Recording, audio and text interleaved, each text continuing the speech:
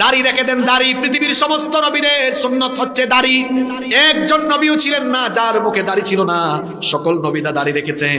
দাড়ি রাখার অনেক ফজিলত আছে। আপনি যদি দাড়ি রাখেন তাহলে দেখবেন চেহারার চামড়াগুলো ভালো থাকবে। অনেক খ্রিস্টানরা, হিন্দু, বৌদ্ধ তারাও দাড়ি রাখে, সোয়াবের জন্য দাড়ি রাখে না, কারণ তারা ভালো করে জানে চিকিৎসা বিজ্ঞান বলছে বেশি বেশি ক্লিন শেভ করলে চামড়া শক্ত হয়, চোখের জ্যোতি নষ্ট। আপনি যখন দাড়ি রাখবেন স্কিন ঠিক থাকবে, চোখের জ্যোতি ভালো থাকবে। এমনকি আপনি যখন দাড়ি ক্লিন শেভ করবেন না, দেখা যাবে চেহারার মধ্যে স্পেশাল একটা নূর যিনি দান করবেন তিনি কে? দেখবেন দাড়িওয়ালা ছেলেদেরকে দেখতেই স্মার্ট লাগে, সুন্দর লাগে।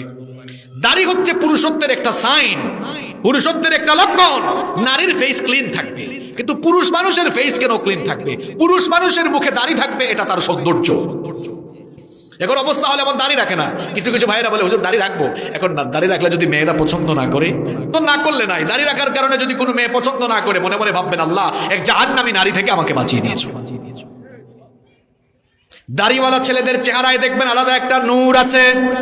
সুতরাং দাড়ি কাটবেন না, দাড়ি রাখতে হবে, কারণ দাড়ি রাখা নবীর সুন্নত।